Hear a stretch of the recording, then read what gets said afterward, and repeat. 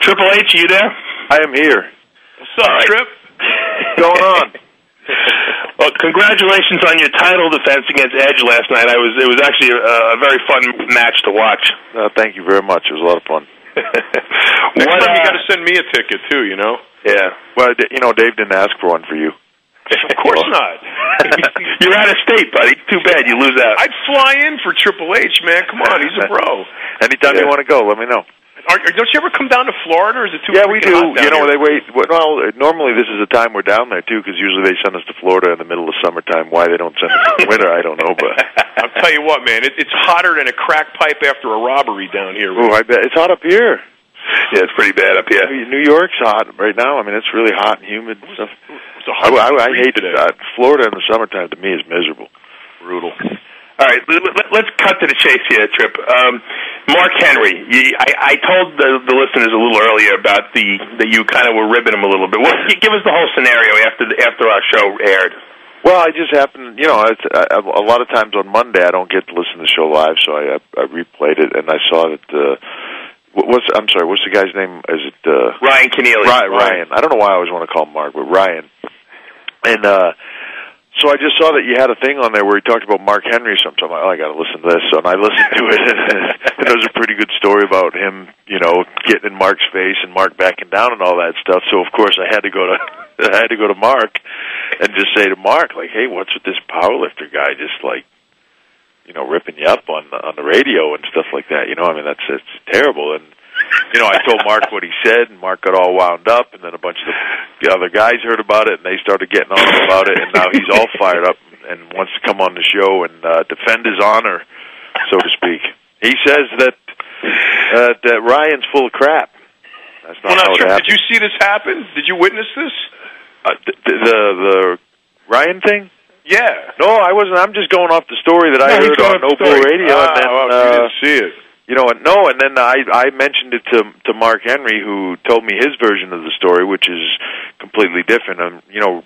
Ryan's version was that Mark was being a dick to a bunch of young guys, I guess, or something, and he finally got in his face about it, and Mark wouldn't even look at him and backed off, and that was kind of the end of it. And Mark's version of the story is totally different. I'll let him tell it, but it was basically him goofing around and some powerlifter getting in his face and him shutting him down or something like that. So I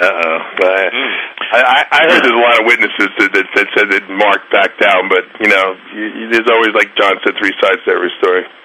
Well, I mean, there's three sides to every story, and then hopefully they'll both have a different side to it, and we can listen to them go at it. Yeah, I got to get him on the show too. I got to get Ryan on the show so we can get some back and forth banter between the two of them. Yeah. Yeah, it should be good. Mark was anxious to. I mean, what's funny is I mentioned it to him, and I got him all wound up about it, and then I forgot about it. But then every time I would see him, he would come up to me and say, "You call your buddy yet and get me on that show?" He was all over me about it on Saturday when I saw him. And then you said when you saw him yesterday backstage when you were coming to see me, that's the first thing he said, right? Well, when I explained to him who I was exactly, that I was the radio show guy, he lost his mind. He's like, I got to talk to you. Yeah, he's all fired up about doing it. Well, he doesn't want to lose face, I guess, with the powerlifting community. I told him, that was one of my things. Man, Mark, that whole powerlifting, bodybuilding, that's a small community, man. Once the word starts talking, you'll be an outcast. That's right. So he's got to come on here and defend himself.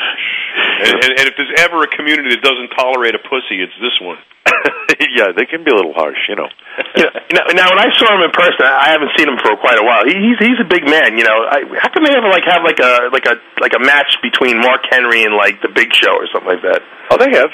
Oh, they have? They have on occasion. They have it, but a lot of times when you get a guy, it sounds good when you're just thinking about it, we'll get two huge guys to go at it, but then there's not a lot of action. You know what I mean? Right.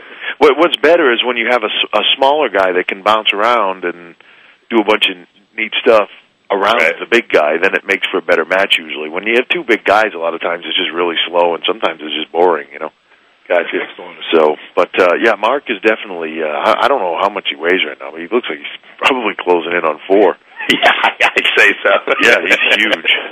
And I don't know. I mean, I don't know. I've not seen him in the gym in a long time, so I don't know what he's lifting.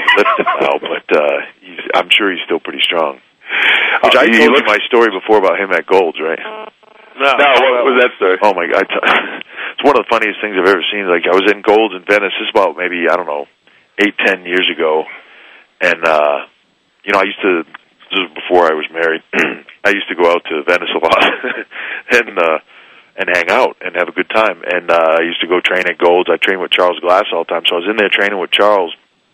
And Mark came in, and he had, like a guy from Powerlifting USA magazine and somebody videotaping him, and they were taking pictures of him, and he's in that front room at Gold's, and he starts squatting. You know, there's a lot of strong guys over there, so Mark starts squatting. He gets to a point where he's got as much weight as the bar will hold on there, right. And this is the first set that he puts a belt on. I mean, he's been squatting all this time, no belt, no knee wraps, nothing. Lower body-wise, he's incredibly strong.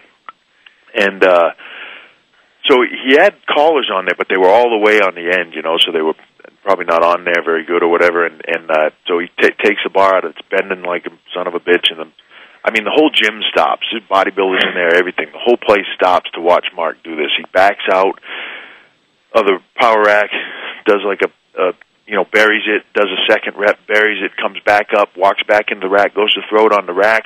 The bar hits the rack, the first side catches, and the second side bounces out. The weight, it crashes down, and all the weights, like the collar pops off, and all the weights slide off to one side, bang, bang, bang, bang, bang, bang, bang, and then the weight goes flying across the gym, like the whole bar with the other weights on the end goes sailing across the gym, people diving out of the way, and it just makes this incredible racket and stuff, and Mark just standing there. I mean, he was so embarrassed. It was one of the funniest things I've ever seen. That's close to 1,000 pounds without the collar. Yeah, it was.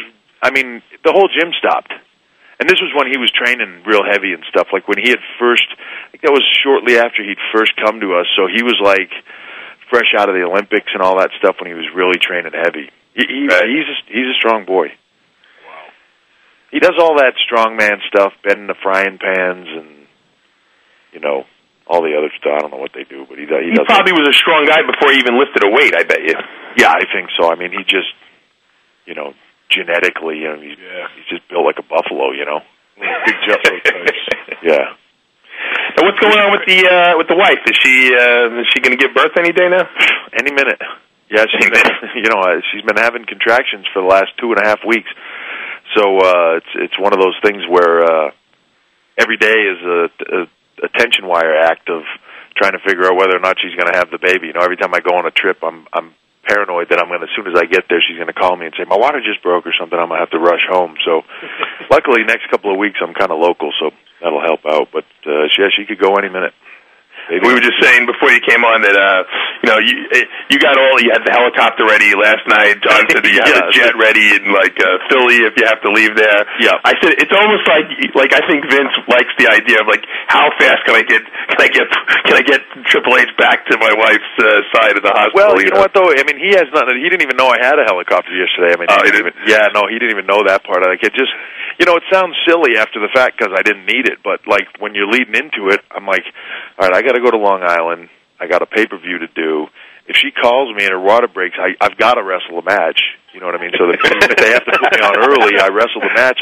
But now I got to get all the way from Long Island to Connecticut, and you know how that is. If there's traffic, it can be brutal. So I'm like, how am I going to do this? And I just thought, well, maybe I could get a helicopter or something. So I had a helicopter on standby at a local little helipad, just sitting there waiting in case I needed it, and then we just once I went to go to the ring, they just let it go, because she was fine. So wow, but you gotta make it when you can, because you'll never live it down if you miss that.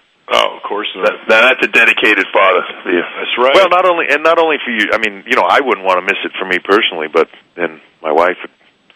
Yeah, you got to be there for her, dude. Beat me up the rest of my life for that. That's right. You never lose, and then she'll tell you, whoever, a daughter, son, whatever it is, that your father missed it because he was wrestling. He didn't care enough to come to when you were born. She ever gets mad at you, throw that out there. Who's your prediction for the USA overall? What's that? Before I let you go, I said, I know you're busy, who's your prediction for the USA overall this coming weekend? God, I don't know. That's going to be one of those interesting things because you don't get to see these guys as much prior. Like when you're getting ready.